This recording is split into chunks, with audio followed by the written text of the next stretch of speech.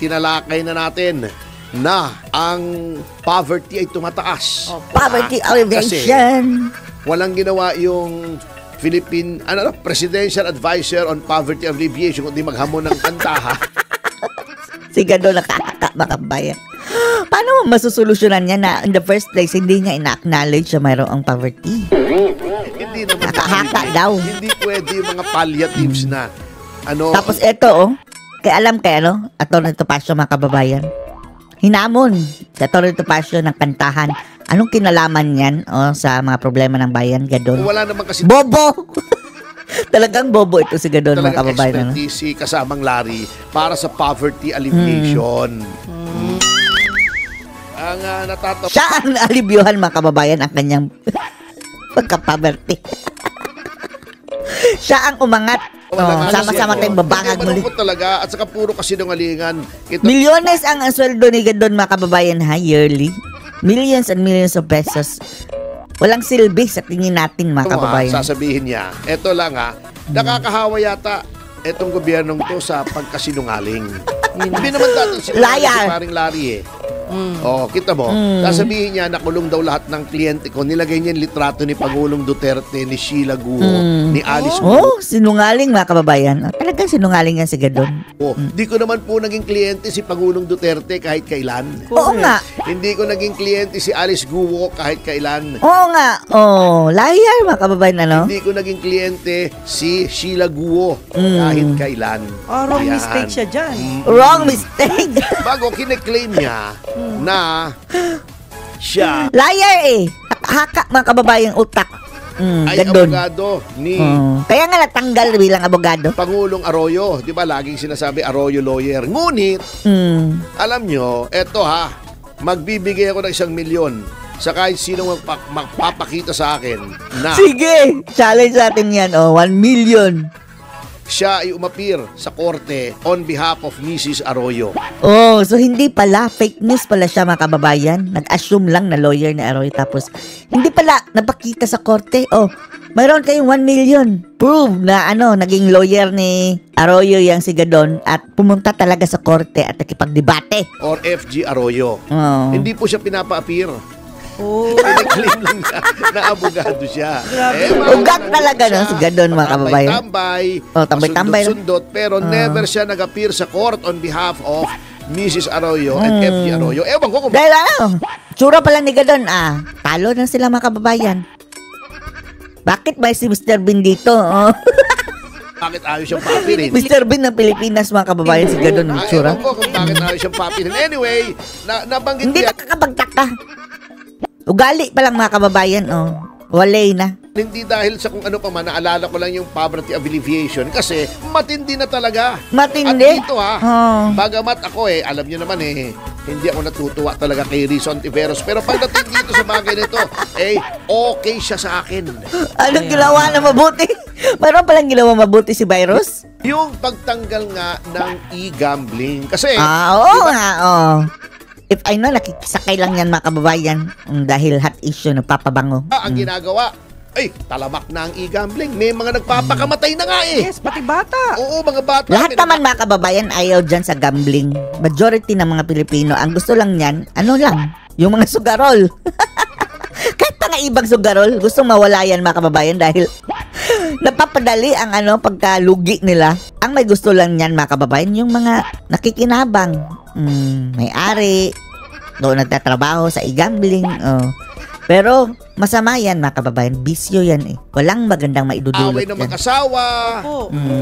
Nagnanakaw, nag-hold up. May pulis pa nga ng hold up mga kababayan dahil sa e-gambling. Eto. Di ba hinigpitan na ng BSP? Sinabi, tanggalin niyo na yung e-wallet ng mga bangko yan sa banking para yung e-wallet services. Eto naman, tinanggal nga, sabi nga nila talaga, if there's a will, there's a way. Kung may paraan. Anong ginawa nila? Gusto, may paraan. Anong ginawa? Diba? Kung ayaw, may dahilan. Akala natin wala na. Dahil pumalag diba sa GCash may link mga kababayan? Isang pindot lang, ando na ka na. Nagsusugal ka na. Ano ang way ng mga animal mga kababayan para maibalik yan? Tinanggal na nga sa mga banking, di ba? E-wallet. Opo, So, hindi ka na pwedeng magbayad. Tapos, Magpusta using yung mga mobile banking mo ng mga bangko. Yan, mamaya may guest tayo from the PDIC. Titignan natin yan. Ang ginawa naman itong mga online gambling ay pumunta sa mga e-commerce. Katulad ng Viber, Telegram, pati Oh my yung mga goodness. online shopping. Ala. Pwede na pati sa Lazada at Shopee. bayad. Uy, naluan na. Ayun, yan. ayun na. Ipatawag na naman yung mga animal na yan. Grabe talaga, no? Katulad nito ha. Sumusobra na. At 'di ba, sabi nila, bakit ang pagkor daw kengkoy? Malulusot pa na naman yan si BBM niyan, mga kababayan, dahil wala kasing talagang will, mga kababayan, na genuine will na labanan ang mga problemang iyan. Napakasarap lang eh. Ngayon lang yan, mga kababayan, galitan. Oh. Later on, pabayaan na yan. 'Di ba merong prohibition dati? Hindi pwede magkaroon ng tayaan ng loto, bilihan ng sweepstakes, etc. 300 meters sa eskwela. Yes. Pero, yung mga estudyante na may smartphone, minuto ako, online. nabibwisit ako eh. Minsan may pinapanood ka eh. Lumalabas Biglang sa'yo. lalabas na lang eh, mga online gambling. Opo, nagpapapa Nakakayamot. kasi. Grabe, mga Diyan si estudyante. Ivana Alawi, si AJ Raval. Oh, yung pang mga hot babes, mga kababayan. Alam kong hanap buhay yan, pero sana naman pinipili natin yung ini-endorse natin. Okay lang yung si Ivana at saka si Jerabal dahil maganda sa matang tingnan, mga kababayan. Pero yung kabayo talaga, lalabas sa i-endorso ng gambling tsaka nakabikini. Sarap gawing tapa, mga kababayan. Oo nga. Pakain Ang sa bihira naman eh. Oh. buhaya. Oo nga. Oo nga. Pero yung mga ganitong apps, pwede Ando ka na na sila. magbayad doon. Eh di useless yung ginawa ng BSP. Ang dapat kasi talaga nagre-regulate nito, PAGCOR. Okay. Ang problema sa PAGCOR, kahit Total ban na. hindi naman lang ngayon ha, even before, even sa previous administrations, masyadong ginagawang parang cash cow. Pero Cow. ngayon, Mas since matindi. pinakamatindi. Grabe. Dahil Okay. naman hindi ako nakakakuha Under ng- Marcos administration, mga kababayan, na tatak right from the start, issue ng kurakutan. Ito na pala natin. advertisement. Gusto. Pwede ka mag-e-gambling, sasadyain mo, pupunta ka ron. Oh, grabe. Oo, hahanapin mo yung website. Pero ngayon, mayat-maya eh. Ayan oh. Nakakatawa. Kumbaga, lumalapit na sa Habang tukso. dinidiscuss natin yung e-gambling yung pumasok tong e-gambling Mario dito. Joseph. Ang sexy ni Ivana Alawi oh. Ayan, grabe, yun ang grabe.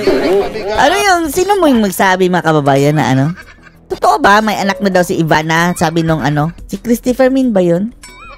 Tinatago lang, o baka fake news yun. Oo, na nangyayari. Ito si Ivana, no?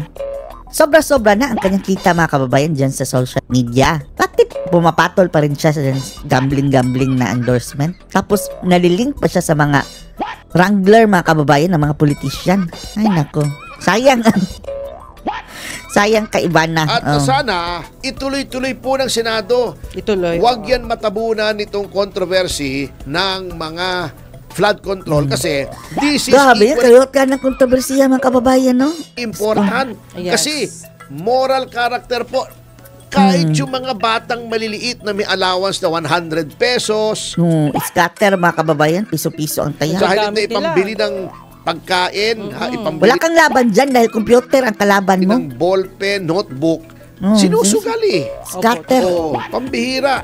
Ini-start natin ang culture ng gambling at may mga experts na nga na nag-testify, addictive ang gambling para sa maraming tao kaya nga lakas ng kita ng mga casino eh.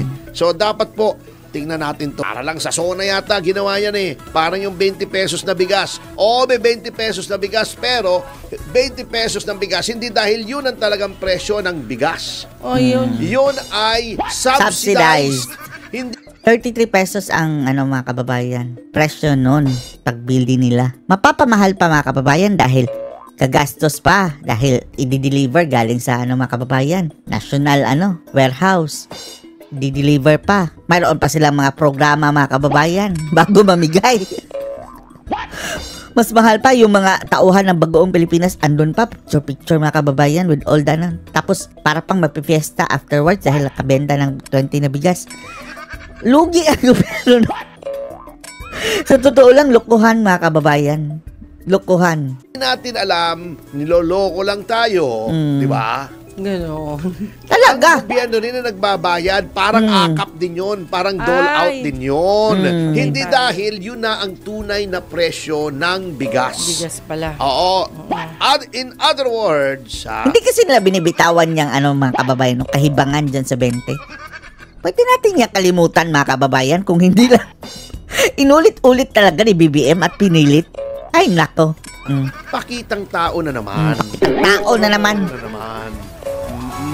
Mga Kaya maligno. lang sabi nitong si Pagdanganan, yung budget secretary natin. Opo. Kasi daw, pag sinunod daw yung mga benchmark, kulang ang budget. Ang maganda dyan, i-balance yung budget, yung billion-billion sa flood control, baka pwedeng bawasan kasi wala rin naman nangyayari. Talagang ang kurakutan dapat alisin mga kababayan. Sapat ang ating pera kung wala lang pangungurakot dyan sa mga buhaya. Di ba? Yung sa akap, baka naman pwedeng bawasan. Bawasan lang ang kurakot, may pera eh. Kaso Hindi nila na magagawa. 40% yung sinasabi, 40% pa lang see? ay natatapo na right off the bat. Pwera pa yung mga parking fee. Hindi, baliktad. 40% na lang ang natitira. 60% ang nakukurakot mga kababayan, sabi ni Lacson. Swerte pa nga daw kung mayroong 40% eh. Et cetera. Nasabi nga ni Mayor Magalong, ang natitira mga 30% na lang. 30 to 40%. Swerte na kung mayroong 40%. Mabigat ang laban. Mabigat ang laban. Ang umaandar lang palang budget para sa mga flood control ay 30% lang pala ang nangyayari. Kung ibabalik mo yung 70% na walang kurakot, aabot yan eh. Hindi mag-exceed ng budget capacity. Kaya pala nagguba. Oo nga Guba ang ating Nagiba. mga proyekto. Yun ang mabigat na nangyayari sa ating bayan. Yan. Para na daw mga kababayan, pulburon. Paghawak mo, durog agad. Wawa naman tayo. Ngayon, Pwede lang singhutin daw. Diba? At sa notang yan mga kasama. At sa notang yan, anong masasabi nyo dito? Post your comments below.